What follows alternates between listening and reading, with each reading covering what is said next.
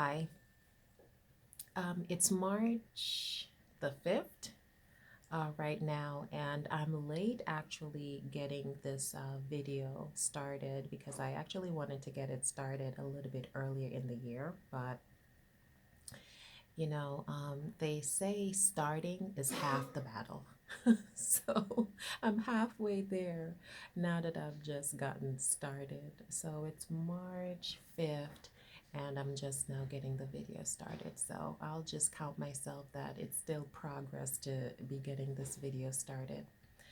But I wanted to do this video journal because last year I had a really rough year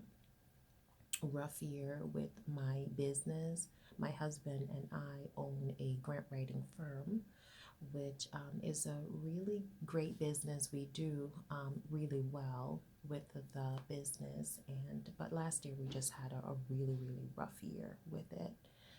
Um, we made some decisions with the business that ended up not being great for us, for the family, even though the results of our labor is proving to be great. We did get great results in the actual business, but just the toll that it took on us as a family, and actually what ended up having to happen to the business was not good. And I'll talk to you a little bit later about what those things were.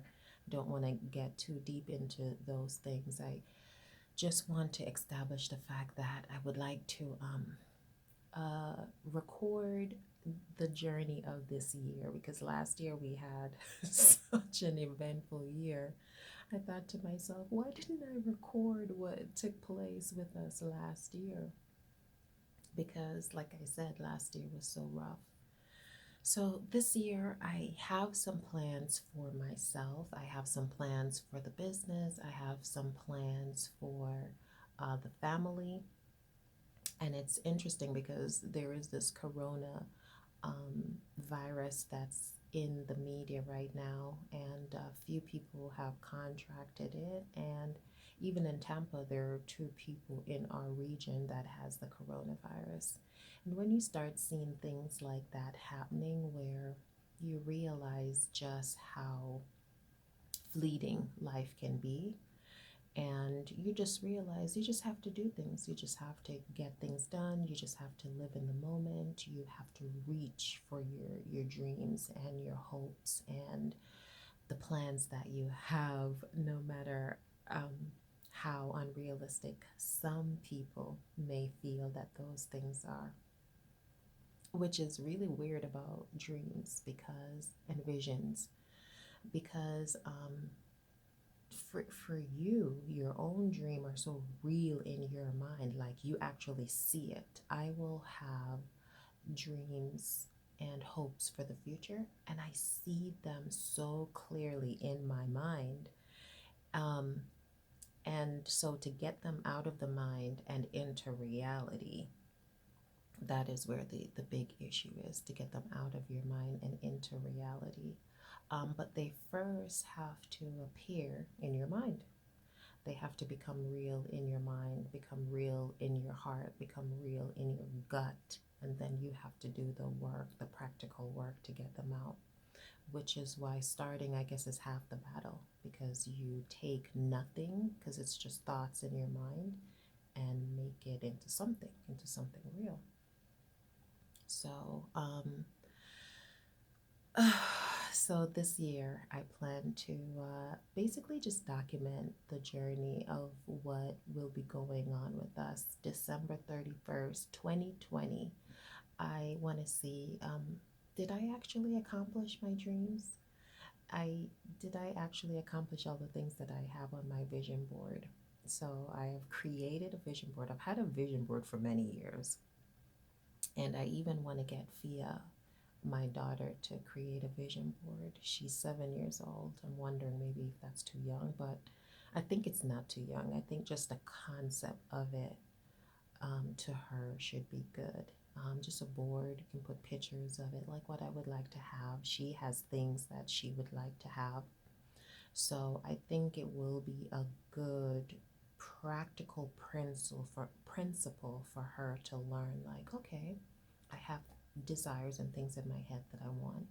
I take them out of my head and put them somewhere, write them down. And even though they're not reality yet, just the imagery of those things. And then when she starts to achieve those things, she will hopefully learn the principle of it's great to have a vision and then start doing practical steps to realize that vision. So I actually think that that would be good for me to do with my daughter. It would be a good thing for us to do together.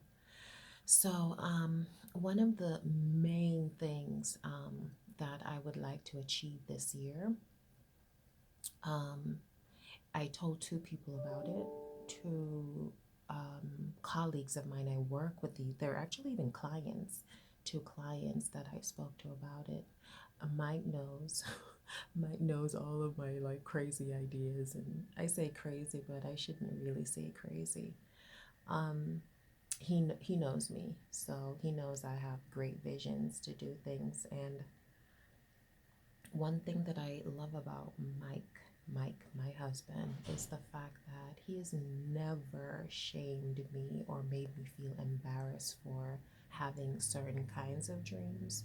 You know, I will have a lot of grand ideas and things that I want to do, and I will share them with him. And he's never been one to say, nope. You know, if anything, he'll be like, well, you could do it like this or you could do it like that. And he entertains me. And I think that's, really good encouragement. Like he encourages me. So the battle is for you to do the work to go realize those things. So he gets the easy job of just saying, yeah, you could do that. Yeah, go right ahead. Give it a try.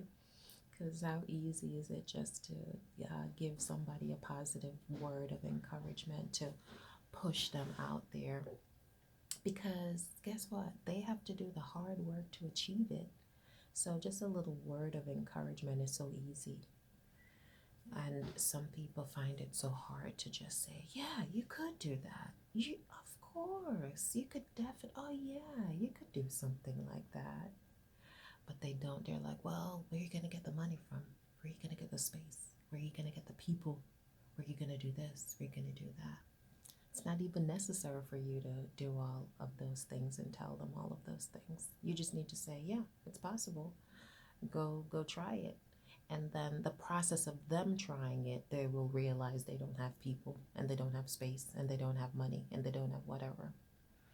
But when they're on the journey of doing that, they would realize, okay, well, I don't have space, I don't have this, I don't have money. Okay, where can I get some money? Where can I get some people? Where can I? They will do some things to try to get those things that they don't have, the obstacles.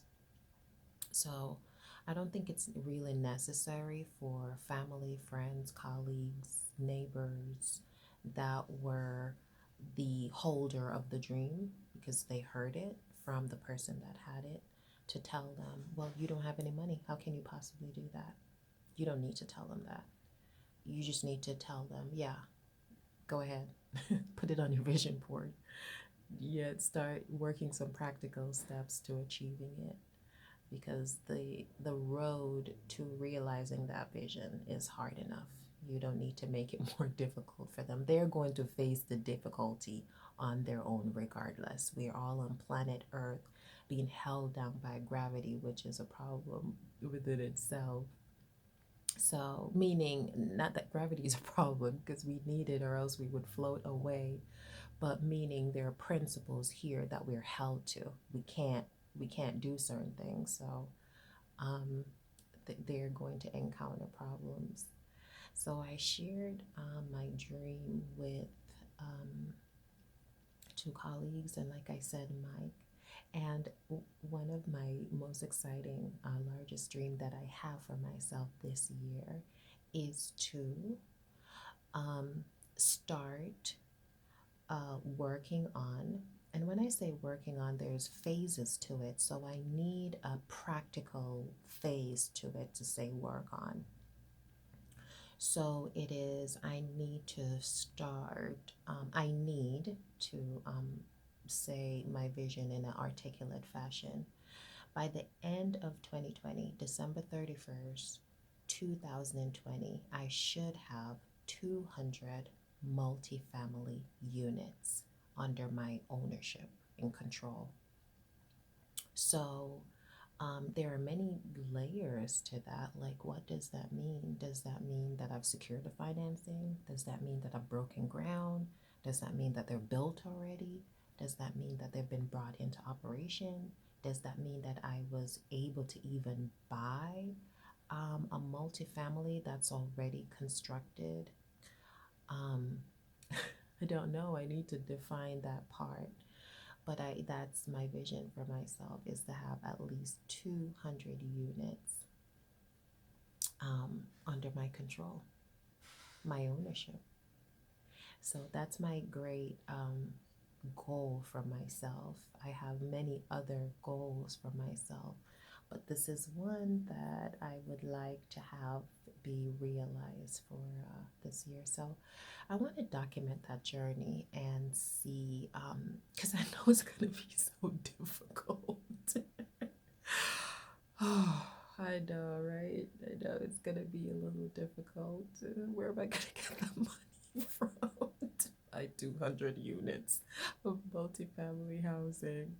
The people that I'm going to need to meet to do that, the financing that I'm going to need to get, the information that I'm going to have to learn and know to proceed with a transaction like that. That's going to be that's going to be very interesting for this year. So that's my plan for myself.